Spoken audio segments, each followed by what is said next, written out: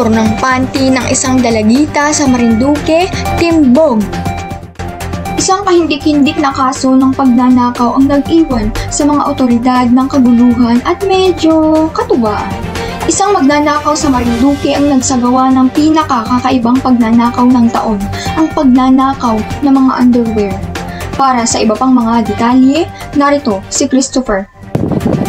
Yes, nito ngang nakalipas October 25 taong kasalukuyan, nadakip na ang lalaking tirador ng mga panty na mahilig pumasok sa loob ng mga bakuran sa Balanacan, Marinduque.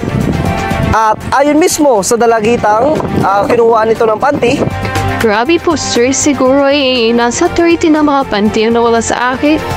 Hindi ko alam kung kailan ito nagsimula kasi habang nag-atitip ako napansin ko na lamang na masyado na silang mangti, ganyan.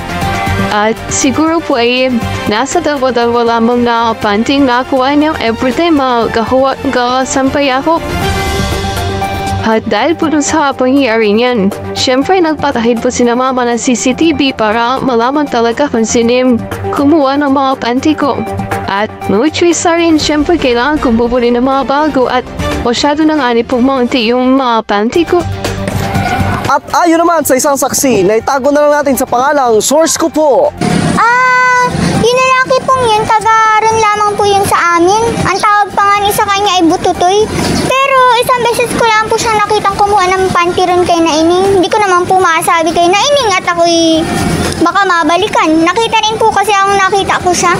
At sa kabila naman ng mga ebidensyang ito, mariin pa rin itinatanggi ng suspect na si alias Bututoy ang mga akusasyon laban sa kanya. Bakit niyo po kinuha ang mga panty ng dalagita?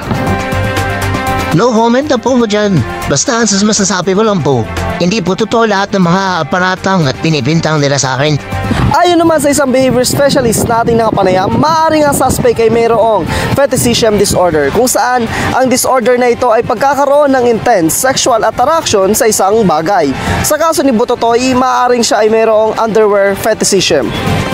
Bagaman maring itinatanggi ng suspect ang mga paratang, malinaw sa mga ebidensyang ating nakalap na siya ang totoong suspect at tunay ang lahat ng mga pangyayari at hindi lamang isang haka-haka. Payo naman ng mga otoridad na pag may ganitong klaseng pangyayari ay ipagbigay alam agad sa kinauukulan. Yun lamang ang mga detalye sa mga kahindik-hindik na pagnanakaw ng mga panty rito sa Marinduque. Balik sa'yo, Juris. Maraming salamat, Christopher. At yan ang mga nagbabagang balita sa mga oras na ito. Magandang hapon.